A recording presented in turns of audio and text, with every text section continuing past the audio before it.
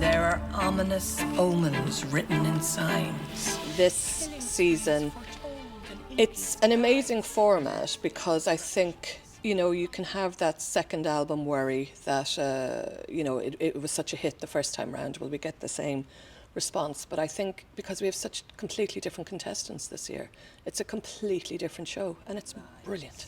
It was wonderful to hear Irish spoken naturally throughout the first series, and audiences really embraced it. Has the Irish language become an even bigger part of the show this season?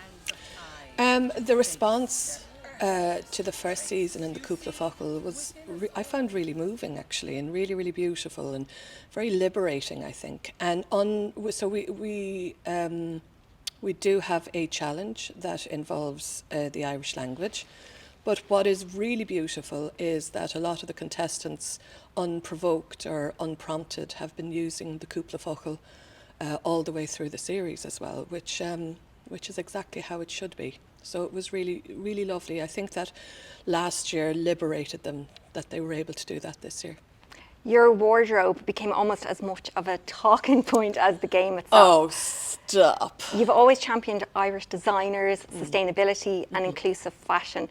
What can viewers look forward to from Lady Muck's wardrobe this season? Thank you for asking that. I'm really passionate about clothes and about sustainable fashion and inclusive fashion.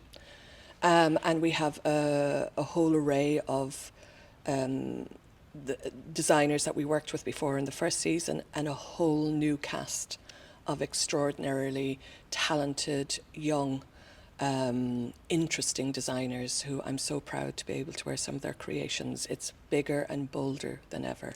I'm glad that RT have seen that it's as much part of the show as it's as important as the castle, I think.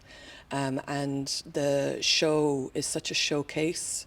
It's, you know, the country, Meath, and all the other locations. We have extraordinary locations we're using again this year. We have a wealth of landscapes, of beautiful surroundings. We have a wealth of fascinating and brilliant contestants. We have a wealth of locations, and we have a wealth of talented artisans and designers and craftspeople, and it's an honour to be able to showcase them.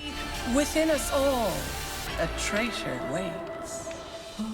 The contestants invest so much emotionally in the game. Does their level of commitment ever surprise you?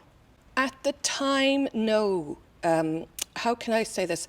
It's the most intense thing that a contestant will go through. It's 2 weeks of extreme scrutiny and stress and pressure, and I always feel a little bit like they don't know what they've signed up for, because you can go in with as many tactics as you want, but as soon as you start playing the game, you're laid bare. You really, really are. So everybody, including the crew, we're all committed for that extreme amount of 2 weeks. It's such a short amount of time, but it feels like a lifetime when you're doing it. One of the lovely things about the show is that families watch it together. What does it mean to you to be part of a programme that's bringing different generations together in front of the TV? It's why I got into telly. I believe in the power of television as a power through entertaining people to have a communal experience. I believe my fondest memories with my family are watching Glenroe collectively with cups of tea and biscuits growing up. And the landscape of television is very different now. We're not even doing this on telly, we're doing it on social media.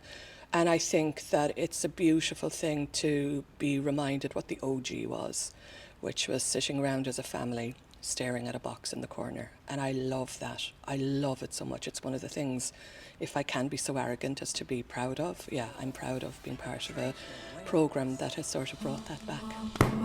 It's going to be deadly. The new series of the Traitors Ireland starts Sunday, August 30th on RTE1 and RTE Player.